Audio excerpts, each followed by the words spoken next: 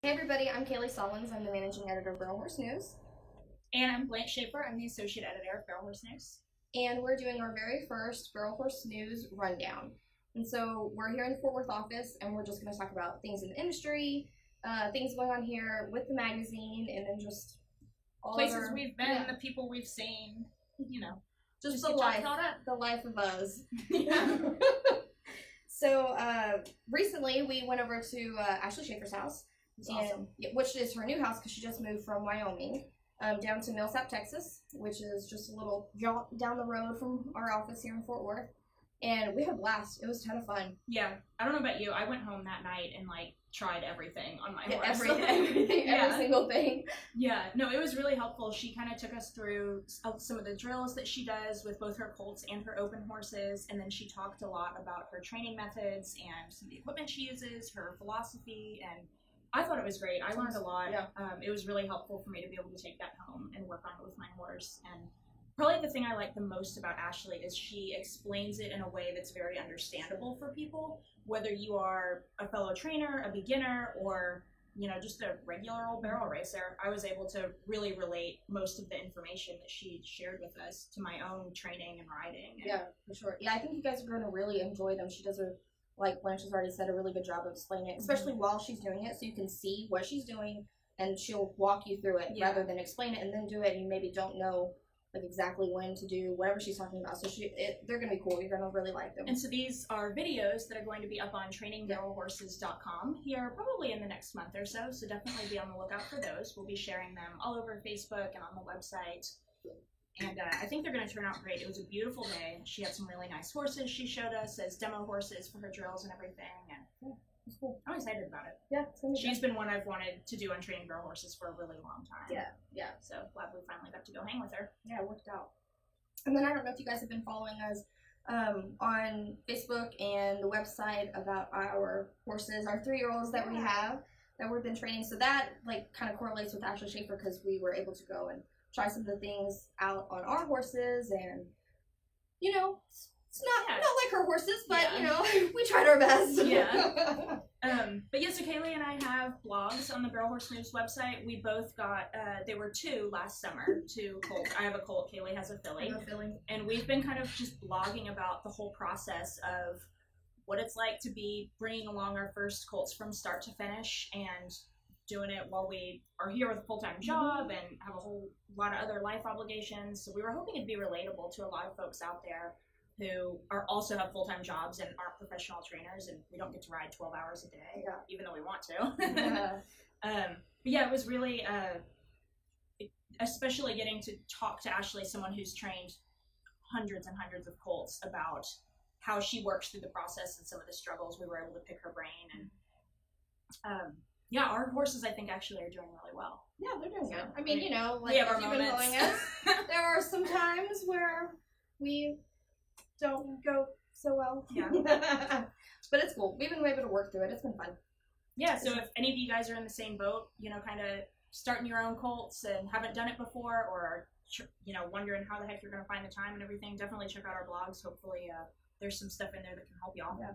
And then, Facebook us and tell us if you're having the same trouble we are. Yeah, and how you fixed it and how, But, so then, Blanche went to the BBR.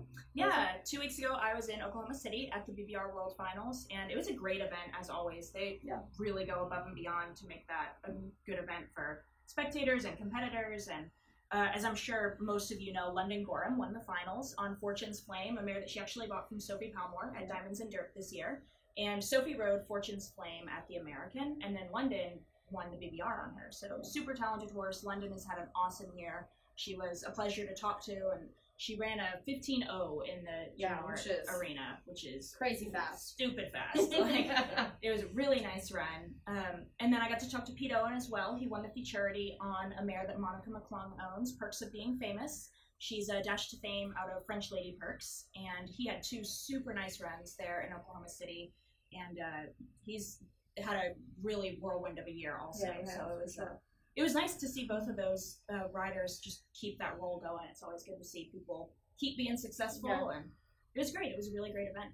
Sure. No tornadoes this year. So I'm from Oklahoma originally, and so last year Blanche went to the PBR, and I'm not from Oklahoma. Right. I'm from Southwest Texas, in the hill country, where you don't even think about tornadoes. Like, they don't happen. It's not. You don't even.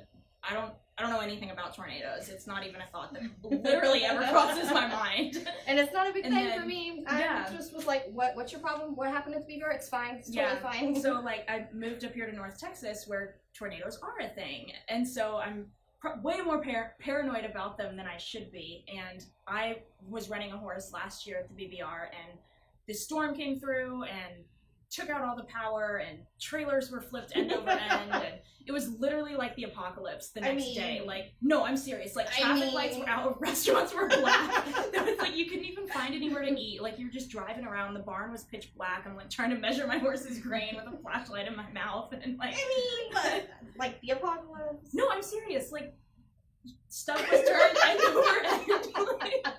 But the trailers was blown open across the parking lot. The IHOP was or maybe Denny's, I don't know, some breakfast place was the only place in town that had power. So everybody was there. Like, you walk in and it's chock full of barrel racers and futurity trainers and parents, and like, we're just kind of all chilling there waiting for our pancakes. But it felt very apocalyptic to me.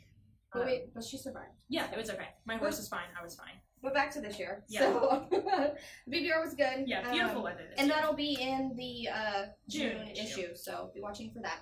And then Bonnie Wheatley, who is the publisher of Real Horse News, went out to Vegas this past weekend, May the 4th and 5th that weekend.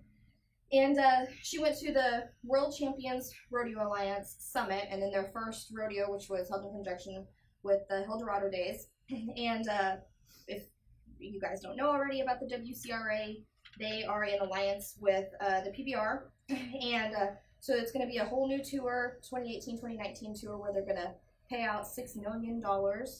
And should be a good deal. Yeah. Really exciting. Yep. And so then the thing that's going to be cool for all of us barrel racers is that they are aligning with the National Barrel Horse Association.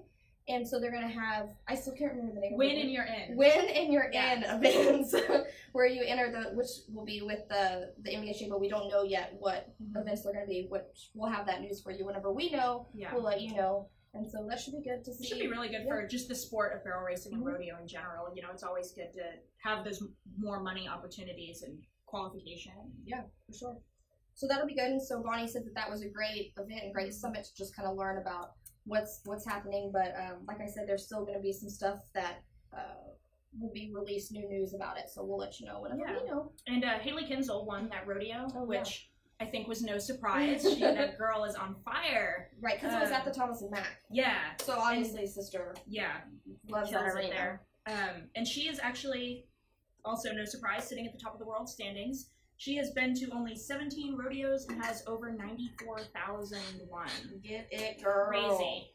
And even like in second and third, Nellie Miller and Amberly Moore have both only been to 11 rodeos, and they both have 71,001, which is incredible. I think that really speaks to the horses for sure, how talented those three mares are, and you know, the mental game of those riders, and I can't even imagine.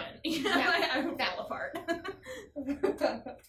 And then, since we're already on the WPRA standings, Tacey Bettis has had a great year. I mean, obviously the American, but then even just, you know, WPRA stuff, she's sitting fourth in the standings right now before going into the summer run. So the summer run's going to be fun. Summer run should really shake things up. I mean, you're going to see, hopefully, the same girls at the top doing well, but, you know, the whole top 15 is tough.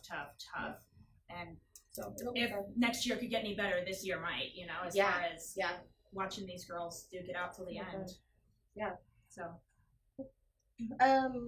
Another thing that kind of is happening on the industry front is the AQHA hired John Laws. They brought a guy named John Laws in to work the ground at the AQHA World Show this November. And they, for those who don't know, there was a little bit of ground trouble last year at the AQHA World Show. There was some controversy around it, some injuries, some horses falling, and the AQHA really stepped up this year to bring someone in to tailor the ground to the speed events. Which I think is a really good move on their part, really shows their dedication to the safety of the horses and the riders. And they also changed the order of classes at the World Show. the speed events are going to run at the beginning of the week instead of at the, I believe it was in the middle or the end last year. So that way they can run the speed events at the beginning of the week and have the ground ready and tailored specifically to the barrel horses and the pole horses, stakes horses, and that way they're not having to change up the ground during the show. So I think that is going to hopefully draw a lot more competitors trying to qualify for the AQHA World Show, give those riders some peace of mind that they can ask their horses for everything and be able to stand up on the ground. So kudos to AQHA for doing that. Yeah, for sure. Awesome. That was interesting for me to see that they were that they moved the speed events up, like not just fix the ground, which obviously is great, but moved it. So that was cool. Yeah. Some other things kind of just going on here at the magazine. Girl Horse News. Yeah, Girl Horse News stuff is that we've made some slight editorial revamps, and it'll be with our event coverages. And so that the first issue that you'll see those in is in the June issue. And basically, it's just tailored towards you guys, like kind of making it easier to read, mostly. Yeah, making it, number one, more eye appealing, and number two, you know, just the content of what you guys want easier to read and more entertaining. So yeah, so it actually, the BBR story, I think, was one of the first ones that we did these changes to. And I love the way that our graphic designer, Susan Sampson, cropped the photo. It's a really neat picture of London, Gorham, and Fortune's Flame turning the first barrel, but it's cropped really tight. So it's like on her face and the horse's face, and you can see everything, which is different from our usual event coverage photos where it's just your standard action shot from a normal distance. And then we kind of highlight the pedigrees a little bit more. Yeah, we're going to have pedigree boxes set out. So if you're just flipping through short on time, you can see what horse won, how they're bred, who rode it, and move right along with your day. Yep, and then go back and read it later whenever you got time. Yeah. So that's kind of all we got. Well, we also, in the June issue, are adding a new section, which is one of my favorites. It's called Ask the Experts, where y'all send in your training questions, problems you're having with your horse, bit questions, equipment questions, mental game questions, really anything related to barrel racing that you're wondering about, having problems with. Send them into us, and we will find a trainer to answer that question for you.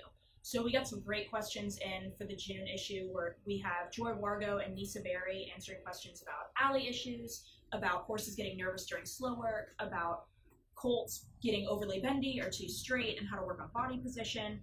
And those two trainers did a fabulous job of answering those questions in depth. So be sure to send your questions in. Now's your chance to get feedback from a professional. And it's really easy. You'll get printed in the magazine and get a trainer to help you out. For sure. So you send those questions, and with as much detail as you can. Yeah. You can Facebook message us. Facebook message us, or if you want to send an email, send it to bhneditorial@cowboypublishing.com. So, cool. All right. So we have. Yeah. This was fun. Thanks for tuning in, guys. See you guys next time.